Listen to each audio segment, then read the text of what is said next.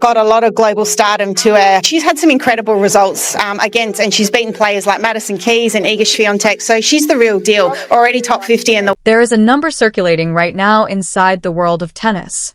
Not a ranking, not a prize figure, not a record tied to some legendary name etched into the history books of Wimbledon or Roland Garros. A number so strange, so impossible to contextualize, that broadcasters are whispering about it in production meetings before the cameras go live. Tournament directors are staring at it on spreadsheets at midnight, shaking their heads like it's a misprint. Even the most seasoned analysts, people who have spent decades watching this sport breathe and evolve, are refusing to say it out loud. Because the moment you say it, it sounds completely fabricated. 500,000 people tried to get inside a stadium to watch one 20-year-old girl play tennis. And she didn't even win the title. So what happened? What is it about this one player, this one name, that makes ticketing servers crash under the weight of demand? That makes composed, professional commentators lose their footing on live broadcasts? That makes an entire continent stop scrolling the instant her name appears on a screen? Stay with me. Because by the end of this, you're going to understand why people are calling this the strangest, most electric rise women's tennis has witnessed in years, and why the loss that was supposed to close her story might actually be the moment that proved it had barely begun. Picture Berlin in early summer. Grass courts glowing under a pale European sun.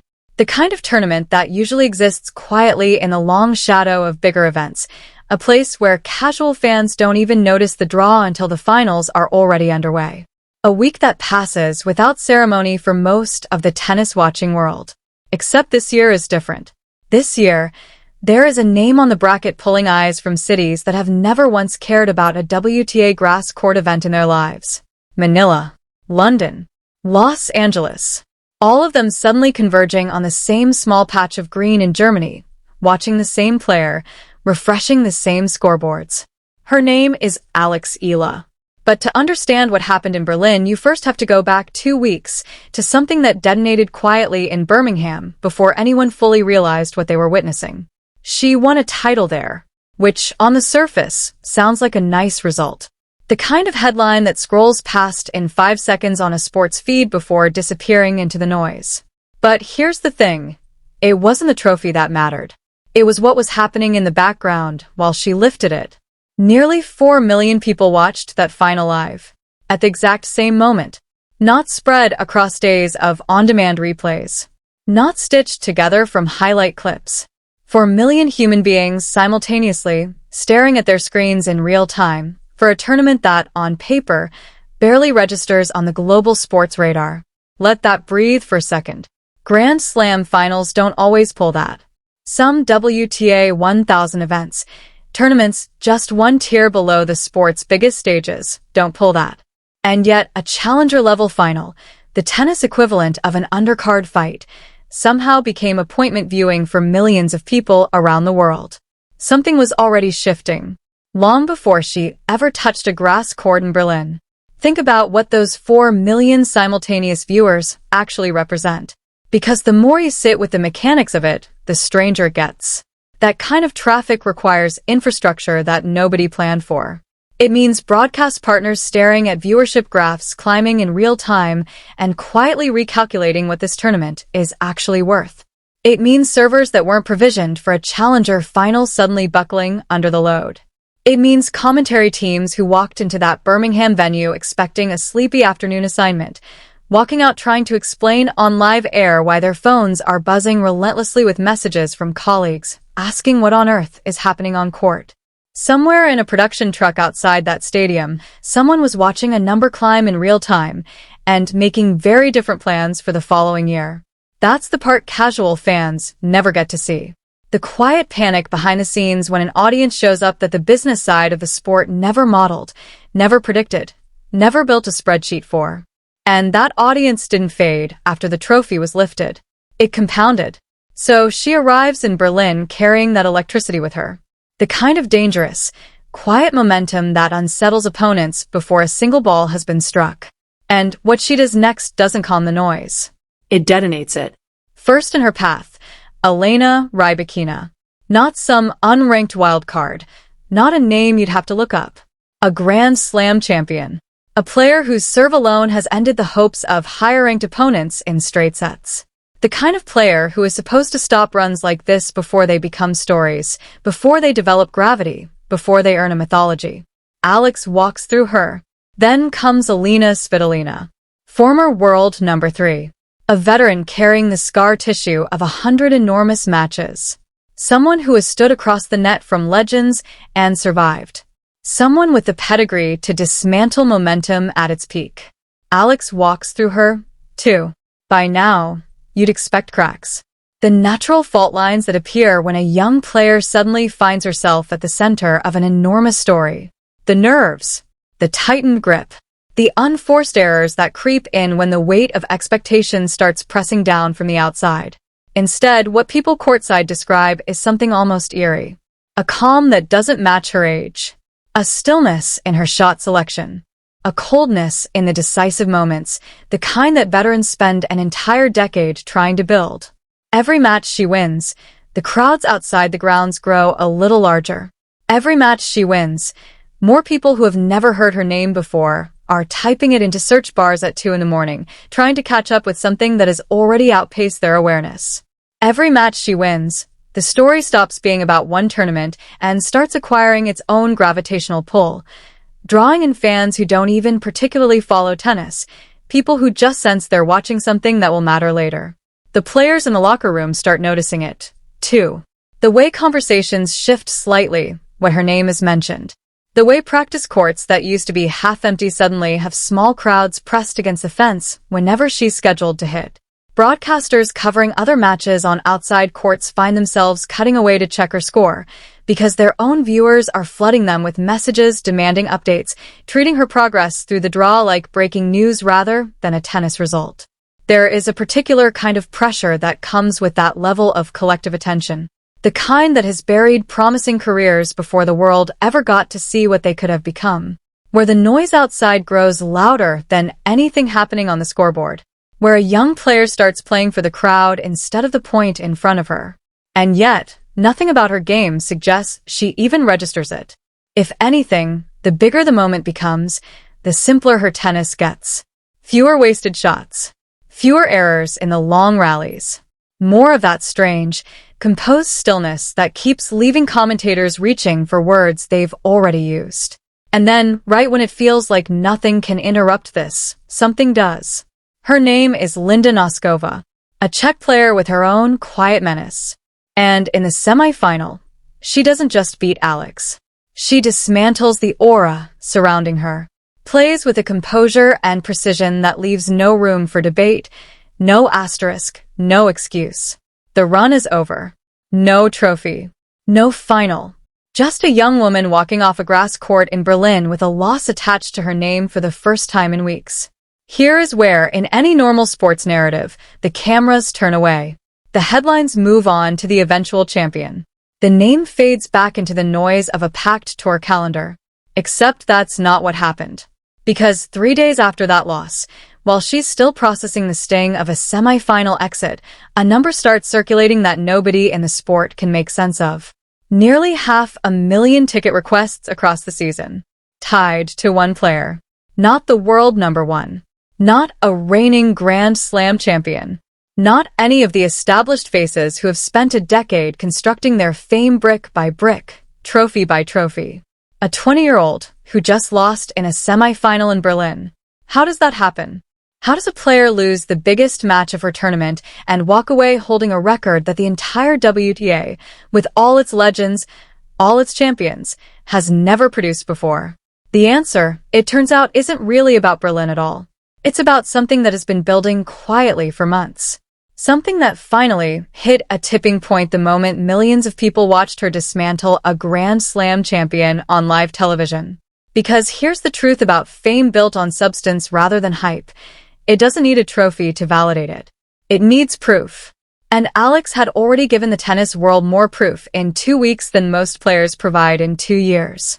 Think about what ticket demand actually represents at its core. It isn't passive.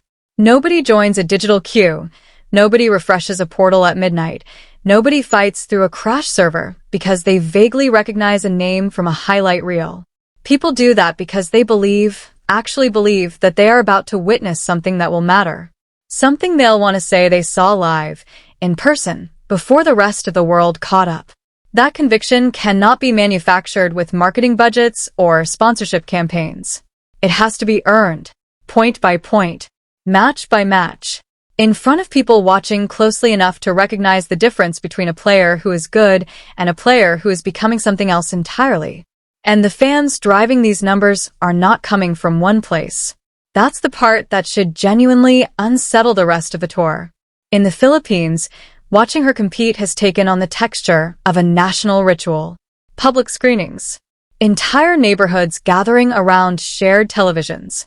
The kind of communal, visceral emotional investment usually reserved for a country's biggest stars in its defining sport. But what's happening now stretches far beyond that. European fans who tuned in out of curiosity during the Rybakina match stayed because of what they saw from her in the pressure moments. American audiences who caught a single clip of her dismantling Svitolina found themselves searching for the next match time. This is no longer regional pride translating into global numbers. This is something rarer and harder to explain. Strangers across continents, with nothing in common except a screen, independently deciding that this is a story worth following in real time. Sports marketing professionals have a phrase for a fan base that builds organically across borders without a single coordinated campaign behind it. They call it earned reach. And it is the hardest thing in the entire industry to manufacture, because the moment an audience suspects it's being pushed into caring, the whole thing collapses. Trust evaporates. Momentum dies.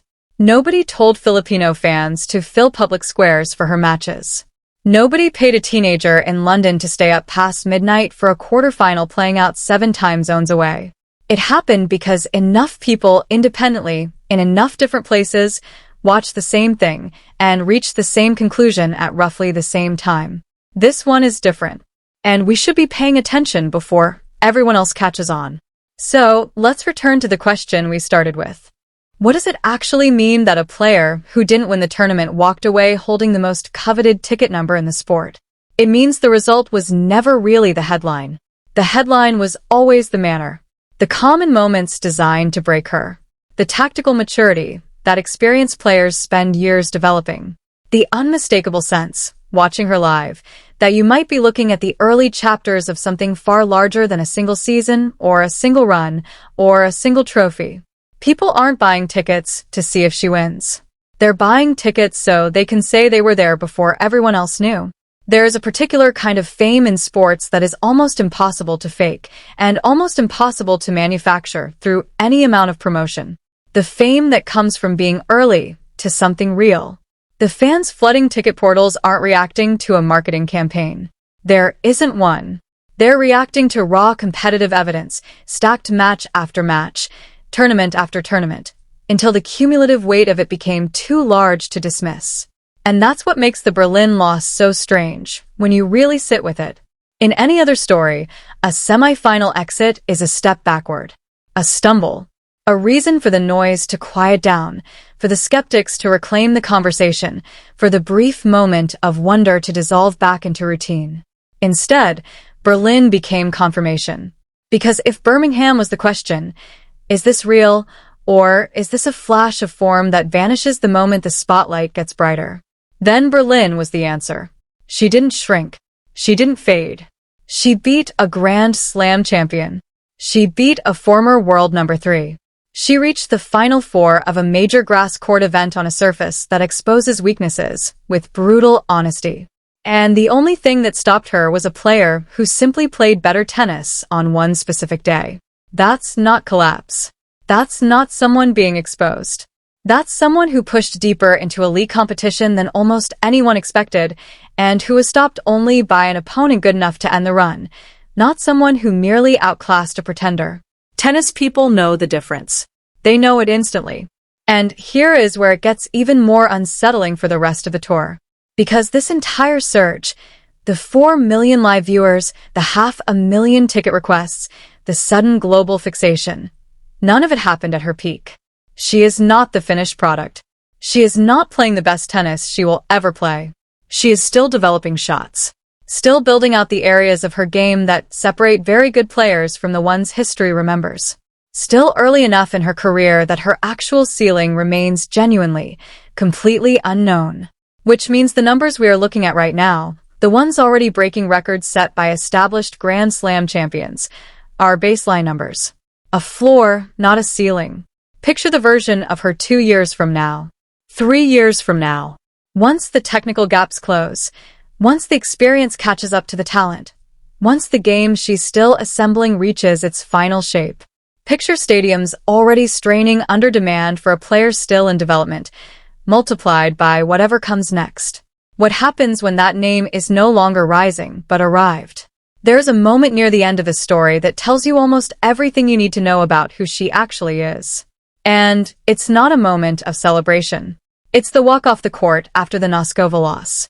No theatrics. No visible collapse. The kind of quiet that belongs to someone already turning the page before the ink on this chapter has dried.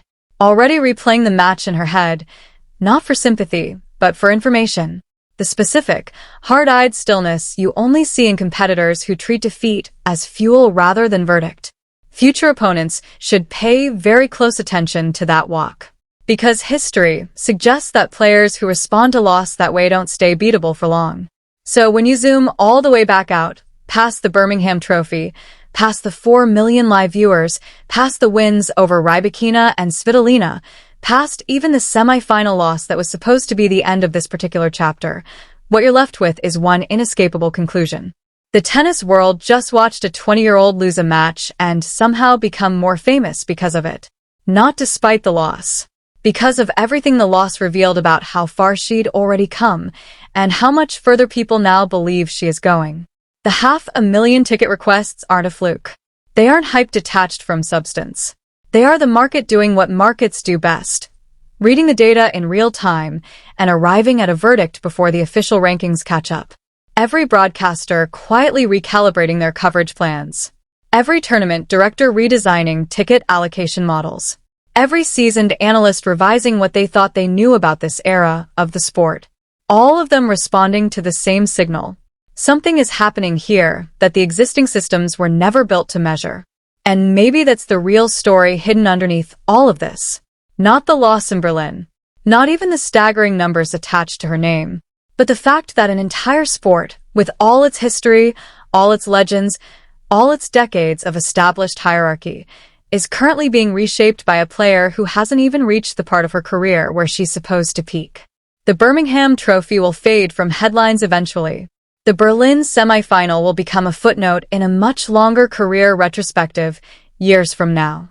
But the 500,000 people who tried to get inside a stadium to watch her play? They won't forget that they were paying attention before the rest of the world caught up. And if the trajectory holds, if the calm under pressure stays calm, if the game keeps closing the gaps it still has left to close, then the strangest part of this entire story might not be what already happened in Berlin. It might be that right now, in this moment, we are still watching the floor,